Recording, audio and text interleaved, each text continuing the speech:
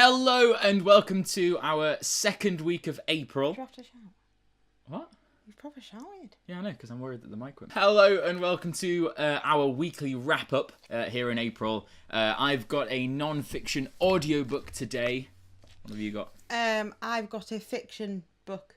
A fiction print book. And we are joined with I don't know if you can see him, but a very squished doggy. This is our reading buddy. This is our reading buddy.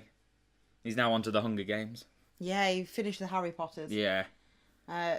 3 stars for him. 3 stars, yeah, not enough dogs, not enough spells to do with dogs, and not all around coverage of dogs. Right, who wants to But go he did first? like the 3-headed dog. Yeah, so he did. He liked that one. He liked that one. Yeah, that got an extra star, didn't it? He did. Right, get on. Okay. So, the book that I've been listening to this week, or the main one for this weekly wrap-up, is Elon Musk by Ashlee Vance. And it is Elon Musk's biography, which he did have. Ashlee did have permission for to write, but if you read it, you'll understand this. It seems quite a hostile relationship between the author and Elon. Basically, without kind of ruining the kind of gossip that you get into when you read it or listen to it, it's kind of a bit. Well, basically, she says that when she approached him for reading it. For writing this book, he wanted no part of it, which is often the case with busy CEOs. But then he messaged her or got in touch with her and said that if you can either work with me about it and I can see it, or I'll make it really hard for you and you won't get the book published. And that's right at the start of the book. So that kind of, you know what I mean, puts a little bit of a downer on. Good on her for printing that, though. I know. Like, I know, actually right? being honest with her. I know. That's good. So basically, Elon Musk, I'm sure you're fully aware of who he is. Everybody on the internet is obsessed with him. Basically, he is the CEO and founder of SpaceX. He's the CEO of Tesla, the co-founder of PayPal and Zip2, and he's done amazing, amazing things. And he's apparently going to be the savior of the world. He's also a billionaire, and he has a cool hairdo. I don't know. I just wanted to sum it up. But so this book, I'm a huge fan of Elon Musk, and I think anybody who has any interest in entrepreneurship or kind of just any kind of leadership or just doing anything should be a fan of him. So this book was a big one on my list. I wanted to get it. I wanted to listen to it with my Audible credit. I don't know why I chose to listen to it rather than read it, but it was a good choice, I think. Are you pleased you did listen to it? Yeah, for the points I'm about to get into. So, the narrator, first of all, he was consistent, he was clear, he was everything you want from a non-fiction reader, but he did the small thing that kind of irritated me a little bit. So Elon Musk, he's South African, I believe. And if this book tells the truth, he's South African, but he's lived in America for so long, he's kind of developed this hybrid South African-American accent. But for some reason, every quote or any time anyone said anything in the book, the narrator did a British accent for them, which was really strange. It did differentiate between his narration voice and the person talking, saying, oh, this must be someone speaking, this must be a quote or something. Yeah. But it was kind of weird. I don't know why he did that. Okay. Maybe it was just to differentiate, which is fine. But was it a good British accent? Was he native British? It was he's an American narrator, so that's why it was weird. It wasn't a bad British accent. It was just kind of like on the cuff of like a British. It was really strange. You'll have to listen to it. Is honestly. Are you sure he went trying to do South African? If he was, I didn't get the vibe. Okay. I'm not saying I can do a good South African accent, but if I was trying to, that wouldn't be the way I'd go about it. We'll put a link in the description. We'll put a link. Done a South African My accent. South African accent. But yeah, so this book is so important if you're interested in entrepreneurship. It is jam-packed with tips and basically if you're into copying the pros, so to speak, if you're copying the rituals and routines of the really successful, then this definitely is a book to check out. Okay. At the start, obviously, it starts off like every biography, starts off with his younger life and how he came to be like who he is now, and setting up Zip2 and then starting SpaceX, etc., with his PayPal money and things like that. And that's all really interesting. And through that, you get a sense of this really, really defined, unique work ethic, which is like working 100 hours a week which is ridiculous, like 16, 17 hours a day, 7 days a week. And like there's like stories about when him and his brother Kimball was in the office setting up Zip2, they would sleep in the office, and if his girlfriend wanted to see him, she'd have to come to the office and see him. And it just sounds like this just maniac, maniac work ethic. But you got to admire it. Now, it's kind of, if you follow Elon on Twitter, or like if you do YouTube searches for him, he seems like this kind of like really shy, kind of nervous guy, and that's because mainly he's an engineer being put in a CEO's position. Like, if you get what I mean, he very much acts like a technician or an engineer in that kind of his demeanor. He has very little public speaking skills, but that kind of adds to his vibe, I guess. And also, he seems quite funny on Twitter. He's really funny, and he kind of doesn't take himself too seriously. This book says the exact opposite about him. He just seems the most ruthless, just intimidating force behind everything he wants to do. Now, so it gets into his kind of people skills, which seem to be lacking a little bit. The way he treats his staff, and he runs them out of fear, basically. And he has an office on the floor of it. He has an open office on the floor of of all the big buildings that he works in with SpaceX and Tesla. And he's on the floor to be seen by everybody, so everyone can see that he's working as hard, and if he's doing it, he expects everyone around him to be working 180 to 100-hour work weeks, which is insane. No, yeah. I mean, they're paid well. All the staff of like both these companies, obviously all the engineers are paid very handsomely, but at a cost. For instance, I won't spoil much of it, but there's a story about one of the senior engineers, missing a day of work to see the birth of his first child, and he got an email from Elon saying it's time to sort out your priorities. Like, that's just like awful.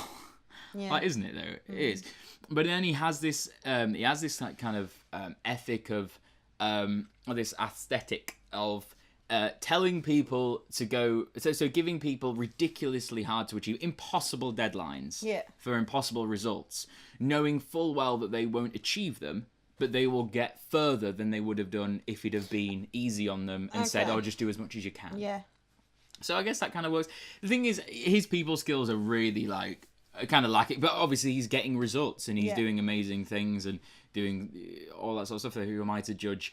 But he doesn't seem the best boss to work for. But then again, the stuff that he's doing, he sees as so important. I mean, like, making life multiplanetary is just like make or break for human existence in his mind. And he's probably right, to be fair.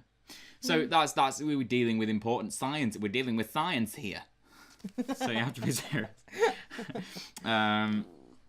So yeah, he as a person is a world changer. I think that's been pretty apparent recently with all the news. But I think, he's just such a character. Now, my problem with the book, the reason why it's not full marks for me, is, I know I'm rambling. The problem with the book, why it's not full marks for me, is because the start of it's great, the end of it's great, and there's little snippets of like Elon is great. But I read this book, I listened to this book to learn more about him. Yeah. Now, there's huge sections, and I think it's about 12 hours long, the book. There's huge sections in this book that are heavily rocket science and heavily electric car science. And I didn't have a clue. So I'm so pleased I was listening to it. Yeah. Because I'd have found that really dry. And that's just because it's so complex for my mediocre little mind. Yeah. But yeah, there was sense. So I wish it was a little bit more about him. But then again, it's about his business. It's about his technology. You know, it's... yeah. I should have just read a magazine about him, I guess, if I wanted that. But it was so worth it. It was worth the time put in. Good. Yeah.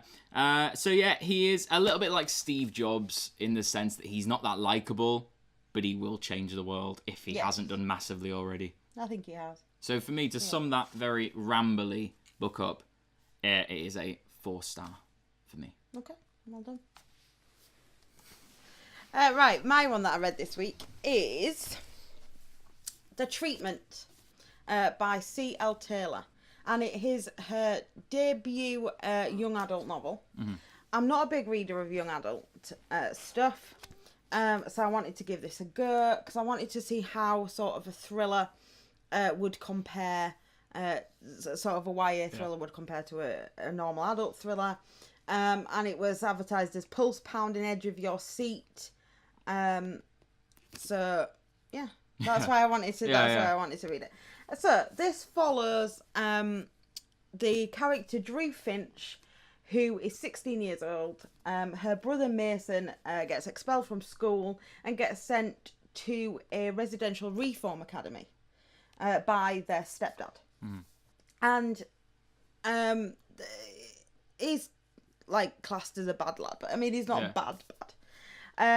And she is walking down the street one day, and a woman hands her a note saying that her brother needs help because this place is bad. And it's okay. Like, I enjoyed it. I got invested in the characters and stuff. I really enjoyed it.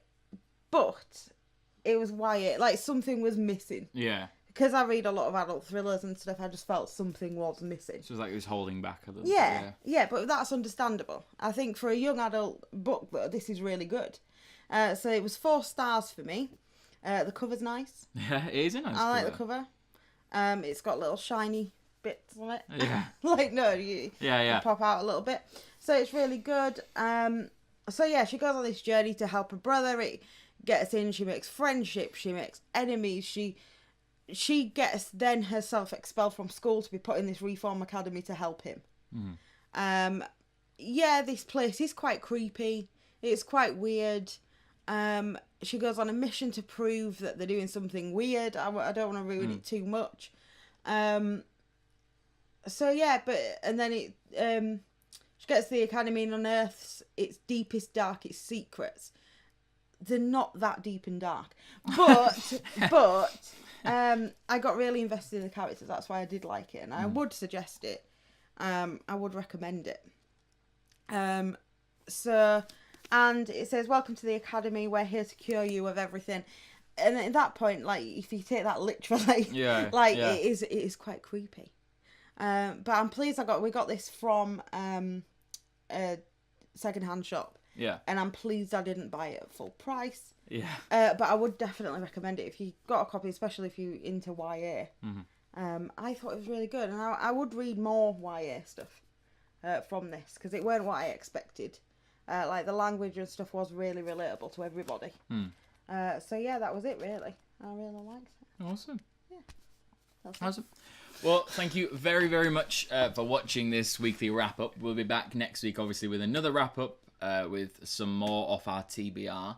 Also, check out some specials that we will be uploading or have uploaded, depending on what you've seen and when you're watching this, I guess. But yeah, thank you so much. Check out our other stuff. Check out all our details that you can follow us and get in touch down below under the desk. Yeah, thank you very much, and we'll see you next time. Bye.